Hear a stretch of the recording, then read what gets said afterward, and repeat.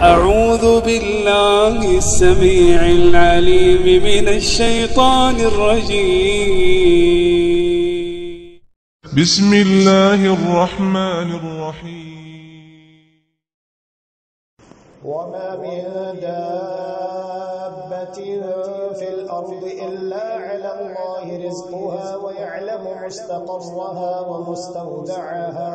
كل في كتاب مبين. وهو الذي خلق السماوات والأرض في 6 أيام وكان عرشه على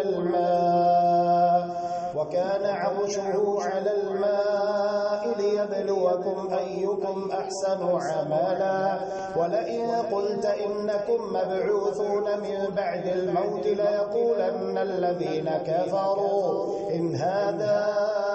إلا سحر مبين. ولئن أخرنا عنهم العذاب إلى أمة معدودة ليقولن ما يحبسه ألا يوم يأتيهم ليس مصروفا عنهم وحاق بهم ما كانوا به يستهزئون.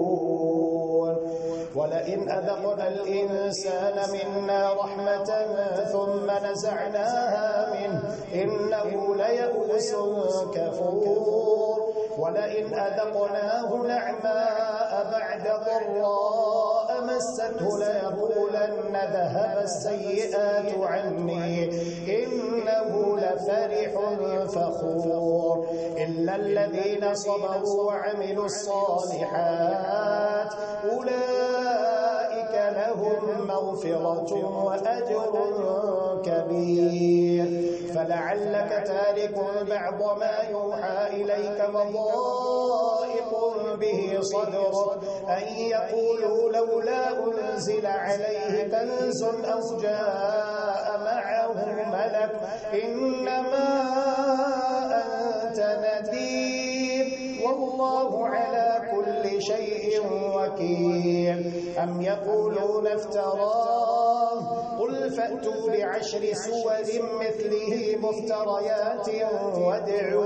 وادعوا من استطعتم من دون الله إن كنتم صادقين. فإن لم يستجيبوا لكم فاعلموا أنما أنزل بعلم الله وأن لا إله إلا هو فهل أنتم مسلمون. من كان يريد الحياة الدنيا وزينتها نوفي إليهم أعمالهم فيها وهم فيها لا يبخسون. أولئك الذين ليس لهم في الآخرة إلا النار وحبط ما صنعوا فيها وباطل ما كانوا يعملون. أفمن كان على بينة من ربه ويتلوه شاهد منه ومن قبله كتاب موسى إماما ورحمة أولئك يؤمنون به ومن يكفر به من الأحزاب فالنار موعده فلا تك في مرية منه إنه الحق من ربك ولكن أكثر الناس لا يؤمنون. ومن أظلم ممن افترى على الله كذبا أولئك يعرضون على ربهم ويقول الأشهاد هؤلاء الذين كذبوا على ربهم ألا لعنة الله على الظالمين. الذين يصدون عن سبيل الله ويبغونها عوجا وهم بالآخرة هم كافرون أولئك لم يكونوا معجزين في الأرض وما كان لهم من دون الله من أولياء يضاعف لهم العذاب ما كانوا يستطيعون السمع وما كانوا يبصرون. أولئك الذين خسروا أنفسهم وضل عنهم ما كانوا يفترون. لا جرم أنهم في الآخرة هم الأخسرون. إن الذين آمنوا وعملوا الصالحات وأخبتوا إلى ربهم أولئك أولئك أصحاب الجنة هم فيها خالدون مثل الفريقين كالأعمى والأصم والبصير والسميع هل يستويان مثلا أفلا تذكرون ولقد أرسلنا نوحا إلى قومه إني لكم نذير مبين ألا تعبدوا إلا الله إني أخاف عليكم عذاب يوم أليم فقال الملأ الذين كفروا من قومه ما نراك إلا بشرا مثلنا وما نراك اتبعك إلا الذين هم أراذلنا بادي الرأي وما نرى لكم علينا من فضل بل نظنكم كاذبين قال يا قوم أرأيتم إن كنت على بينة من ربي وآتاني رحمة من عنده فعميت عليكم أنلزمكموها وأنتم لها كارهون ويا قوم لا أسألكم عليه مالا إن أجري إلا على الله وما أنا بطارد الذين آمنوا إنهم ملاقو ربهم ولكني أراكم قوما تجهلون ويا قوم من ينصرني من الله إن طردتهم أفلا تذكرون ولا أقول لكم عندي خزائن الله ولا أعلم الغيب ولا أقول إني ملك ولا أقول للذين تزدري أعينكم لن يؤتيهم الله خيرا الله أعلم بما في أنفسهم إني إذا لمن الظالمين قالوا يا نوح قد جادلتنا فأكثرت جدالنا فأتنا بما تعدنا إن كنت من الصادقين قال إنما يأتيكم به الله إن شاء وما أنتم بمعجزين ولا ينفعكم نصحي إن أردت أن أنصح لكم إن كان الله يريد أن يغويكم هو ربكم وإليه ترجعون أم يقولون افتراه قل إن افتريته فعلي إجرامي وأنا بريء مما تجرمون وأوحي إلى نوح أنه لن يؤمن من قومك إلا من قد آمن فلا تبتئس بما كانوا يفعلون واصنع الفلك بأعيننا ووحينا ولا تخاطبني في الذين ظلموا إنهم مغرقون ويصنع الفلك وكلما مر عليه ملأ من قومه سخروا منه قال إن تسخروا منا فإنا نسخر منكم كما تسخرون فسوف تعلمون من يأتيه عذاب يخزيه ويحل عليه عذاب مقيم حتى إذا جاء أمرنا وفارت النور قل نحمل فيها من كل زوجين اثنين وأهلك إلا من سبق عليه القول ومن آمن وما آمن معه إلا قليل وقال اركبوا فيها بسم الله مجريها ومرساها إن ربي لغفور رحيم وهي تجري بهم في موج كالجبال ونادى نوح ابنه وكان في معزل يا بني اركب معنا ولا تكن مع الكافرين قال سآوي إلى جبل يعصمني من الماء قال لا عاصم اليوم من أمر الله إلا من رحم وحال بينهما الموج فكان من المغرقين وقيل يا أرض ابلعي ماءك ويا سماء اقلعي وغيض الماء وقضي الأمر واستوت على الجودي وقيل بعدا للقوم الظالمين ونادى نوح ربه فقال رب إن ابني من أهلي وإن وعدك الحق وأنت أحكم الحاكمين قال يا نوح إنه ليس من أهلك إنه عمل غير صالح فلا تسألني ما ليس لك به علم، إني أعظك أن تكون من الجاهلين. قال رب إني أعوذ بك أن أسألك ما ليس لي به علم، وإلا تغفر لي وترحمني أكن من الخاسرين. قيل يا نوح اهبط بسلام منا وبركات عليك وعلى ممن معك وأمم سنمتعهم ثم يمسهم منا عذاب أليم. تلك من أنباء الغيب نوحيها إليك، ما كنت تعلمها أنت ولا قومك من قبل هذا، فاصبر إن العاقبة للمتقين.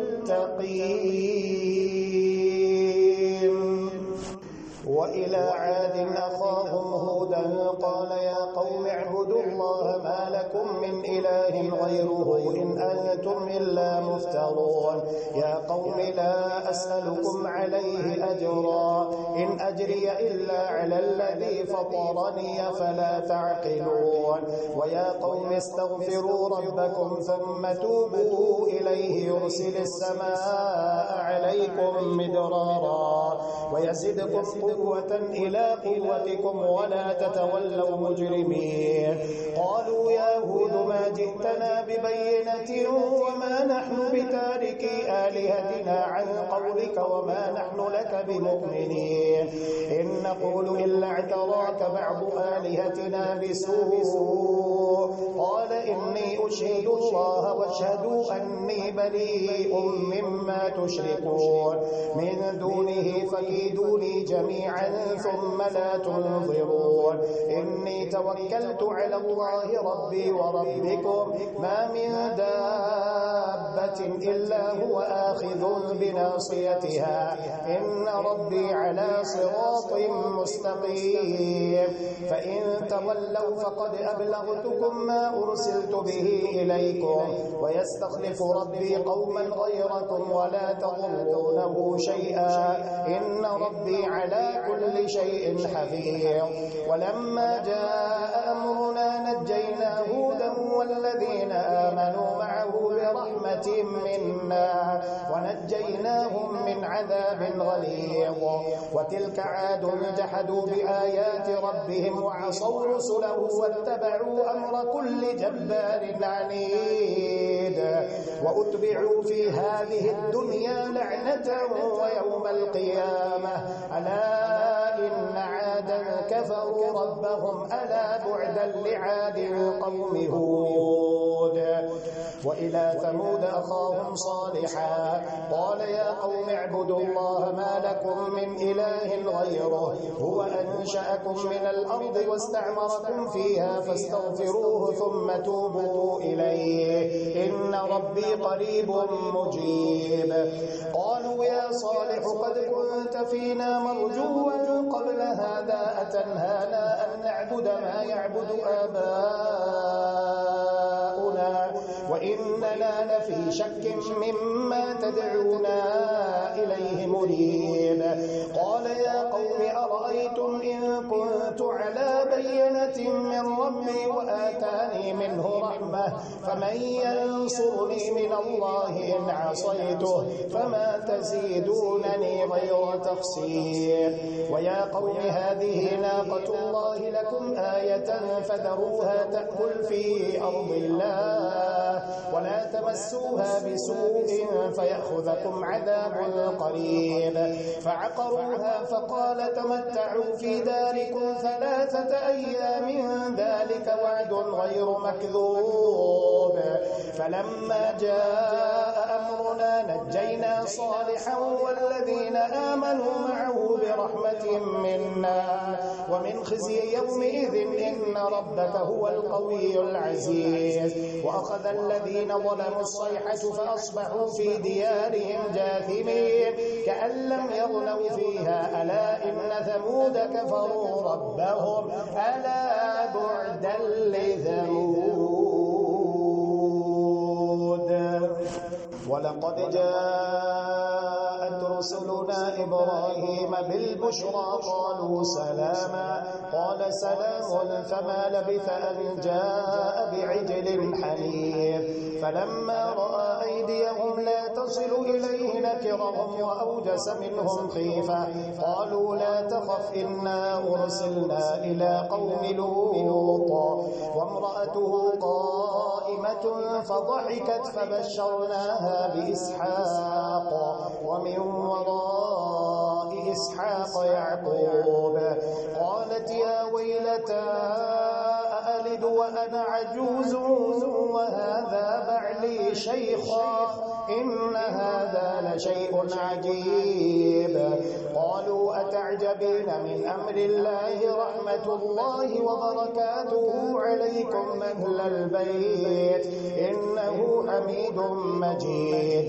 فلما ذهب عن إبراهيم الروع وجاءته البشرى يجادلنا في قوم لوط إن إبراهيم لحليم أواه منيب يا إبراهيم أعرض عن هذا إنه قد جاء أمر ربك وإنهم آتيهم عذاب غير مردود ولما جاءت رسلنا لوطا سيء بهم وضاق بهم ذرعا وقال هذا يوم عصيب وجاءه قومه يهرعون إليه ومن قبل كانوا يعملون السيئات قال يا قوم هؤلاء بناتي هن أطهر لكم فاتقوا الله ولا تخزون في ضيفي أليس منكم رجل رشيد قالوا لقد علمت ما لنا في بناتك من حق وإنك لتعلم ما نريد قال لو أن لي بكم قوة أو آوي إلى ركن شديد قالوا يا لوط إنا رسل ربك لن يصلوا إليك فأسر بأهلك بقطع من الليل ولا يلتفت منكم أحد إلا امرأتك إنه مصيبها ما أصابهم إن موعدهم الصبح أليس الصبح بقريب فلما جاء أمرنا جعلنا عاليها سافلها وأمطرنا عليها حجارة من سجيل منضود مسومة عند ربك وما هي من الظالمين ببعيد وإلى مدين أخاهم شعيبا قال يا قوم اعبدوا الله ما لكم من إله غيره ولا تنقصوا المكيال والميزان إني أراكم بخير وإني أخاف عليكم عذاب يوم محيط ويا قوم أوفوا المكيال والميزان بالقسط ولا تبخسوا الناس أشياءهم ولا تعثوا في الأرض مفسدين بقية الله خير لكم إن كنتم مؤمنين وما أنا عليكم بحفيظ قالوا يا شعيب وصلاتك تأمرك أن نترك ما يعبد آباؤنا أو أن نفعل في أموالنا ما نشاء إنك لأنت الحليم الرشيد قال يا قوم أرأيتم إن كنت على بينة من ربي ورزقني منه رزقا حسنا وما أريد أن أخالفكم إلى ما أنهاكم عنه إن أريد إلا الإصلاح ما استطعت وما توفيقي إلا بالله عليه توكلت وإليه أنيب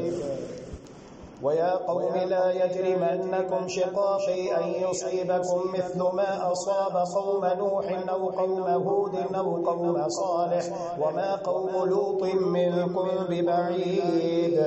واستغفروا ربكم ثم توبوا إليه إن ربي رحيم ودود قالوا يا شعيب ما نفقه كثيرا مما تقول وإنا لنراك فينا ضعيفا ولولا رهتك لرجمناك وما أنت علينا بعزيز قال يا قوم أرهطي أعز عليكم من الله واتخذتموه وراءكم وراءكم ظهريا إن ربي بما تعملون محيط ويا قوم اعملوا على مكانتكم إني عامل سوف تعلمون من يأتيه عذاب يخزيه ومن هو كاذب وارتقبوا إني معكم رقيب ولما جاء أمرنا نجينا شعيبا والذين آمنوا معه برحمة منا وأخذت الذين ظلموا الصيحة فأصبحوا في ديارهم جاثمين كأن لم يغنوا فيها ألا بعدا لمدين كما بعدت ثمود ولقد أرسلنا موسى بآياتنا وسلطان مبين إلى فرعون وملئه فاتبعوا أمر فرعون وما أمر فرعون برشيد يقدم قومه يوم القيامة فأوردهم النار وبئس الورد المورود وأتبعوا في هذه لعنة ويوم القيامة بئس الرفد المرفود ذلك من أنباء القرى نقصه عليك منها قائم وحصيد وما ظلمناهم ولكن ظلموا أنفسهم فما أغنت عنهم آلهتهم التي يدعون من دون الله من شيء لما جاء أمر ربك وما زادوهم غير تتبيب وكذلك أخذ ربك إذا أخذ القرى وهي ظالمة إن أخذه أليم شديد إن في ذلك لآية لمن خاف عذاب الآخرة ذلك يوم مجموع له الناس وذلك يوم مشهود وما نؤخره إلا لأجل معدود يوم يأتي لا تكلم نفس إلا بإذنه فمنهم شقي وسعيد فأما الذين شقوا ففي النار لهم فيها زفير وشهيق خالدين فيها ما دامت السماوات والأرض إلا ما شاء ربك إن ربك فعال لما يريد وأما الذين سعدوا ففي الجنة خالدين فيها ما دامت السماوات والأرض إلا ما شاء ربك عطاء غير مجذور فلا تك في مرية مما يعبد هؤلاء ما يعبدون إلا كما يعبد آباؤهم من قبل وإنا لموفوهم نصيبهم غير منقوص ولقد آتينا موسى الكتاب فاختلف فيه ولولا كلمة سبقت من ربك لقضي بينهم وإنهم لفي شك منه مريب وإن كلا لما ليوفينهم ربك أعمالهم إنه بما يعملون خبير فاستقم كما أمرت ومن تاب معك ولا تطغوا إنه بما تعملون بصير ولا تركنوا إلى الذين ظلموا فتمسكم النار وما لكم من دون الله من أولياء ثم لا تنصرون وأقم الصلاة طرفي النهار وزلفا من الليل إن الحسنات يذهبن السيئات ذلك ذكرى للذاكرين واصبر فإن الله لا يضيع أجر المحسنين فلولا كان من القرون من قبلكم أولو بقية ينهون عن الفساد في الأرض إلا قليلا ممن أنجينا منهم واتبع الذين ظلموا ما أترفوا فيه وكانوا مجرمين وما كان ربك ليهلك القرى بظلم وأهلها مصلحون ولو شاء ربك لجعل الناس أمة واحدة ولا يزالون مختلفين إلا من رحم ربك ولذلك خلقهم وتمت كلمة ربك لأملأن جهنم من الجنة والناس أجمعين وكلا نقص عليك من أنباء الرسل ما نثبت به فؤادك وجاءك في هذه الحق وموعظة وذكرى للمؤمنين وقل للذين لا يؤمنون اعملوا على مكانتكم إنا عاملون وانتظروا إنا منتظرون ولله غيب السماوات والأرض وإليه يرجع الأمر كله فاعبده وتوكل عليه وما ربك بغافل عما تعملون. بسم الله الرحمن الرحيم. ألف لام را تلك آيات الكتاب المبين إنا أنزلناه قرآنا عربيا لعلكم تعقلون نحن نقص عليك أحسن القصص بما أوحينا إليك هذا القرآن وإن كنت من قبله لمن الغافلين إذ قال يوسف لأبيه يا أبت إني رأيت 11 كوكبا والشمس والقمر رأيتهم لي ساجدين قال يا بني لا تقصص رؤياك على إخوتك فيكيدوا لك كيدا إن الشيطان للإنسان عدو مبين وكذلك يجتبيك ربك ويعلمك من تأويل الأحاديث ويتم نعمته عليك وعلى آل يعقوب كما أتمها على أبويك من قبل إبراهيم وإسحاق إن ربك عليم حكيم لقد كان في يوسف وإخوته آيات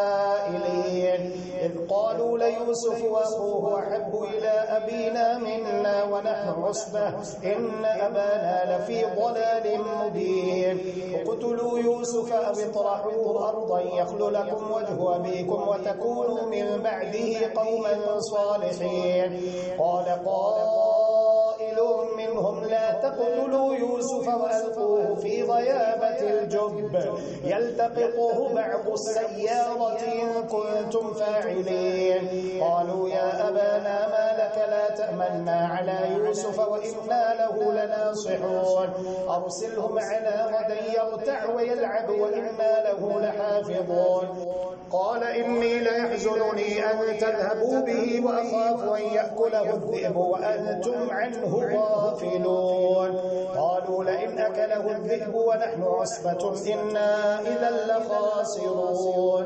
فلما ذهبوا به وأجمعوا أن يجعلوه في غيابة الجب وأوحينا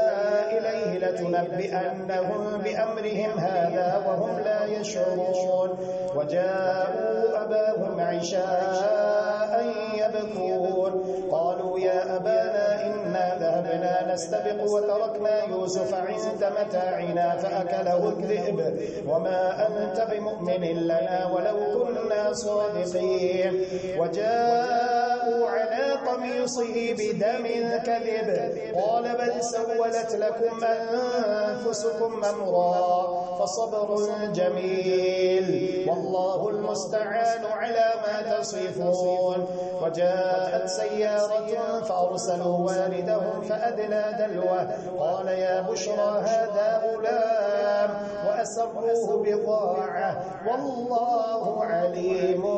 بما يعملون وشروه بثمن بخس دراهم معدودة وكانوا فيه من الزاهدين وقال الذي اشتراه من مصر لامرأته أكرمي مثواه عسى أن ينفعنا أو نتخذه ولدا وكذلك مكنا ليوسف في الأرض ولنعلمه من تأويل الأحاديث والله غالب على أمره ولكن أكثر الناس لا يعلمون ولما بلغ أشده آتيناه وآتيناه حكما وعلما وكذلك نجزي المحسنين. وراودته التي هو في بيتها عن نفسه وغلقت الأبواب وقالت هيت لك، قال معاذ الله إنه ربي أحسن مثواي إنه لا يفلح الظالمون. ولقد همت به وهم بها لولا أن رأى برهان ربه كذلك لنصرف عنه السوء والفحشاء إنه من عبادنا المخلصين. واستبق الباب وقدت قميصه من دبر وألف يا سيدها لدى الباب. قالت ما جزاء من أراد بأهلك سوءا إلا أن يسجن أو عذاب أليم. قال هي راودتني عن نفسي وشهد شاهد من أهلها إن كان قميصه قد من قبل فصدقت وهو من الكاذبين وإن كان قميصه قد من دبر فكذبت وهو من الصادقين. فلما رأى قميصه قد من دبر قال إنه من كيدكن إن كيدكن عظيم. يوسف أعرض عن هذا واستغفري لذنبك إنك كنت من الخاطئين. وقال نسوة في المدينة امرأة العزيز تراود فتاها عن نفسه قد شغفها حبا إنا لنراها في ضلال مبين. فلما سمعت بمكرهن أرسلت إليهن وأعتدت لهن متكئا وآتت كل واحدة منهن سكينا وقالت اخرج عليهن. فلما رأينه أكبرنه وقطعن أيديهن وقلن حاش لله ما هذا بشرا إن هذا إلا ملك كريم. قالت فذلكن الذي لمتنني فيه ولقد راودته عن نفسه فاستعصم ولئن لم يفعل ما آمره ليسجنن وليكون من الصاغرين. قال رب السجن أحب إلي مما يدعونني إليه وإلا تصرف عني كيدهن أصب إليهن وأكن من الجاهلين. فاستجاب له ربه فصرف عنه كيدهن إنه هو السميع العليم. ثم بدا لهم من بعد ما رأوا الآيات ليسجننه حتى حين. ودخل معه السجن فتيان قال أحدهما إني أراني أعصر خمرا وقال الآخر إني أراني أحمل فوق رأسي خبزا تأكل الطير منه نبئنا بتأويله إنا نراك من المحسنين. قال لا يأتيكما طعام ترزقانه إلا نبأتكما بتأويله قبل أن يأتيكما ذلكما مما علمني ربي إني تركت ملة قوم لا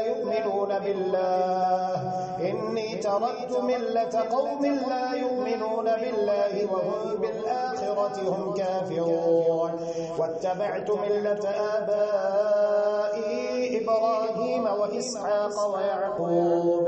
ما كان لنا أن نشرك بالله من شيء ذلك من فضل الله علينا وعلى الناس ولكن أكثر الناس لا يشكرون. يا صاحبي السجن أأرباب متفرقون خير أم الله الواحد القهار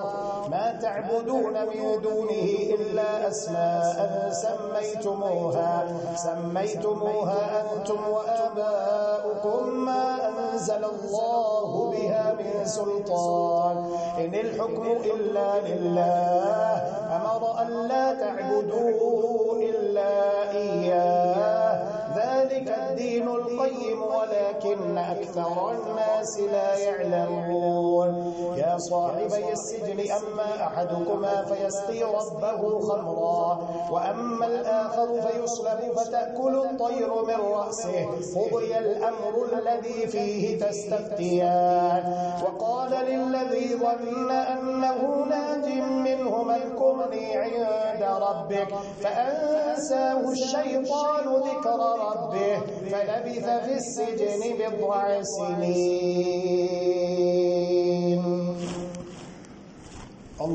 وقال الملك إني أرى 7 بقرات سمان يأكلهن 7 عجاف و7 سنبلات خضر وأخر يابسات يا أيها الملأ أفتوني في رؤياي إن كنتم للرؤيا تعبرون. قالوا أضغاث أحلام وما نحن بتأويل الأحلام بعالمين. وقال الذي نجا منهما وادكر بعد أمة أنا أنبئكم بتأويله فارسلون. يوسف أيها الصديق وافتنا في 7 بقرات سمان يأكلهن 7 عجاف و7 سنبلات خضر وأخر يابسات لعلي أرجع إلى الناس لعلهم يعلمون. قال تزرعون 7 سنين دآبا فما حصدتم فذروه في سنبله إلا قليلا مما تأكلون ثم يأتي من بعد ذلك 7 شداد